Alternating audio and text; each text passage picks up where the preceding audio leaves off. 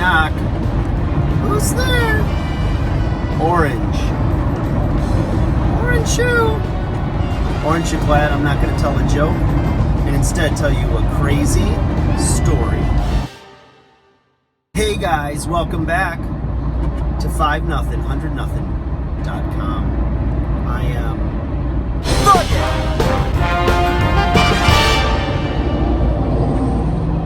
that stands for the fittest underdog guru using intelligent tactics. And my intelligent tactic today is using the holder for the phone, right? AKA the camera. So, it's beautiful. I'm heading right now to pick up my son. It's almost 60 degrees out. And that is not going to help with our quarantine situation because people are really going to start to get spring fever here. Although I don't expect this will last a long period of time.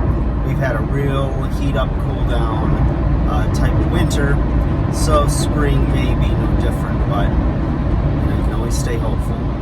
So, alright guys, so no dad jokes, just true story. I'm going to break it down.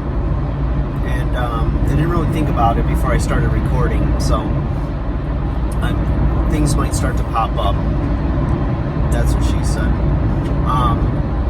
But it was in September of 2015, okay? And I used to work at a gym in West Bloomfield. So I had 2 gym jobs. This one was primarily doing boot camps and things like that. And so, of course, when you work at a gym, one of the nice perks you have is getting a free membership. So Sunday morning, myself and the girl I was dating at the time had kind of a routine of going to the gym, getting a little Sunday morning workout in before the day really got started. So we went to the gym and we're on our way back to my place. And on my way back, there's like this road that goes down in dips and dips like that, so it's kind of hilly, right? And so you can see down a few miles. Now we're driving and the roads are dead. I mean, it's pretty early on Sunday morning and we just finished the workout, blah blah blah, and I see a cop car ways down, and all of a sudden this cop turns on his lights and he's flying in our direction, but he's a ways down. So I'm like, oh, he must have just got a call or radioed in for something, right? So my girlfriend at the time was like, oh my God, what's that about? I was like, I don't know, but so I pull over to the side of the road in plenty of time, right? And so the cop is going by us relatively fast. And all of a sudden I hear this screeching. And the cop just totally turns around and he's about 100 feet behind us. He pulls out a gun, opens the door, and he's using the door as kind of like a shield. And he's screaming at the top of his lungs. And we can easily hear him because it's so quiet on Sunday morning, there's no traffic. Driver, passenger, put your arms out of the sides of the windows now. Okay? So, my girlfriend at the time was, she always dealt with anxiety. She got anxious about everything. So, she's like, oh my God, what did you do? I said, nothing. And I wasn't worried because I knew that I didn't have guns, drugs, alcohol, nothing in the car, right? And so I'm like, okay, just put your arms out the window. So I'm trying to, calm her down because if she flinches, this guy is screaming, he's swearing at us. And we have our arms out the window, and we had just worked out, so our arms are tired, and my arms were falling asleep. I'm like, oh my God, I can barely hold them up. Like he didn't want you to rest them on the car. He didn't want anything. He wanted them like, you know, just out the window at like a 45-degree angle, not touching the edges of the car, nothing. And so this went on for probably a minute or two. It seemed longer, but you know, so we're waiting, and all of a sudden 5-6 more cars come, and they're basically surrounding us at somewhat of a distance. And like 2 SUVs, they open up their doors using them as shields, and they've got shotguns, you know, or bigger guns, whatever. My dad was a hunter and gun collector. You'd think I'd know these things. My one and only day of hunting with my dad, that's another story for another day. So, if you like my stories, hit like, and I'll or comment, and I got a million stories, and they're all true. You can't make up some of this stuff, most of this stuff. So, I'm sitting there, and they finally tell us to exit the car. They tell me to exit the car. Driver, get out of the car slowly, put your hands behind your head, and walk backwards towards me. Now, slow down, speed up. Back and forth, just screaming. And so I'm like, okay. And I'm thinking in my head, what did whoever I'm a suspect for, what did they do? Because this is pretty serious business, right? So I have an ability to remain very calm in every situation. I don't know what it is. It could be life-threatening situation, a tense situation where it could lead to violence. No matter what it is, I always have a really cool head about things, and I don't get like anxious or stressed about it. So if I get worked up, it's usually me working myself up, which external forces generally aren't going to do that to me. I take time to reflect, I stay calm, chill. So I walk backwards. As I'm getting closer, the police officer came up behind me and like kicks me in the back of the leg to buckle my knee down. So now I'm on my knees, right, on the concrete. That felt great. And I'm wearing shorts, right, because it's still nice in September. And so they take my hands behind my back, so my bum shoulder was loving that, and cuff me, takes me to the back of a squad car, puts me in the back. Now, if you've never been in the back of a squad car, which I can proudly say this is my one and only time, they are not very comfortable at all. You don't have cushioned seating or anything. It's molded plastic, okay? At least in my city.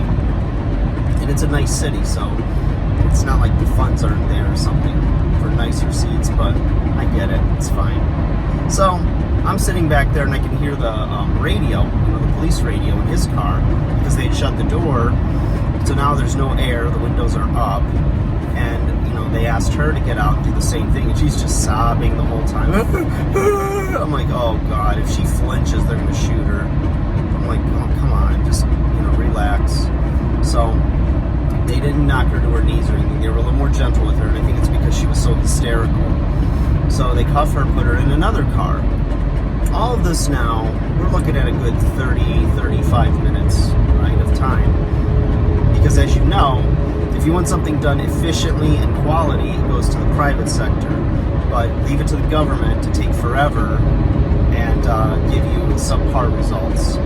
So that's just my take on life in general, in my experiences. Agree or not, I don't care, and I'm not going to argue about it.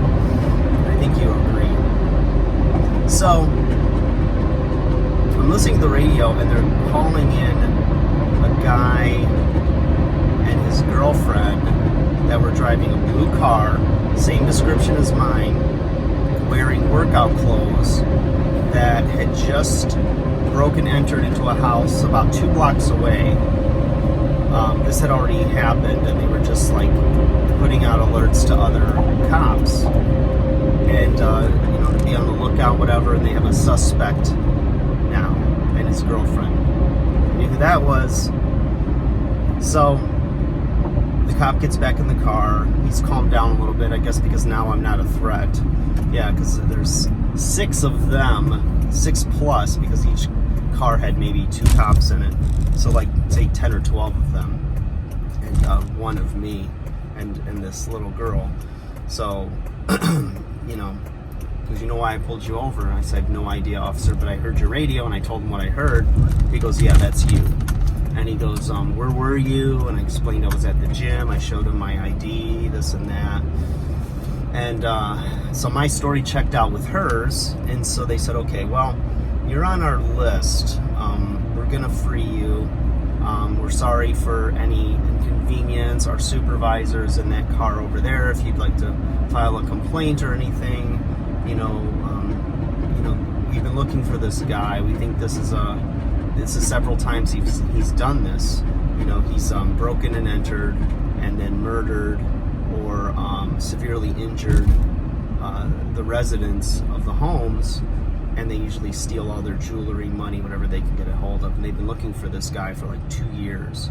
So they said, you like really fit the description. So we thought we had him, we had you. And I was like, no, it's, this is pretty exciting. It's crazy. I'm fine. And they said, yeah, your girlfriend's a little worked up and this and that. I said, yeah, she'd be worked up if like an ant was on her leg. So, it is what it is. But that's the long story short, believe it or not. So after that, railroad tracks. So after all of that, a couple hours later, I take a shower, clean up. I'm running late to my son's birthday party. And on my way, I've got to go through another city. All of a sudden, almost the same thing happened. Get out of the car! Rah! Pulling guns at me. I was like, okay, I'm in Groundhog's Day, apparently. So this time I'm alone. I get out of the car. I explain the story so you can radio Farmington, the police department of that city. And they said, okay. And so after about 10-15 minutes, they let me go as well. And I gotta say, even though I knew I was innocent, it wasn't the cops having guns on me or anything like that scared me. It was the thought of getting pulled over again and being, assumed to be, this at-large murderer, robber guy. So, anyways, it was about a year later they finally caught him. And I don't think I looked anything like the guy, actually. He was black, 35, muscular. I said, well, it's actually a compliment. I think he's a good-looking dude. So I took it as I was flattered by it, let's just say that. So everyone else that I've told the story to thinks, oh, that's police brutality, that's this, that's that. I don't know what it is. I don't care. I'm not suit happy. I don't feel under the circumstances that it was like brutality or anything. It was, to me, more interesting and fascinating to see how the system works, firsthand. It's like you can't just take a field trip and have, this is police state, this is what we do. It's not ever going to be like real world. You see what these guys do every day. And it was a blast. It was a trip. So that's my story. I hope you guys enjoyed story time with Fuck It. Have a great day, and there will be more stories to come. Promise. Or I'm sorry in advance.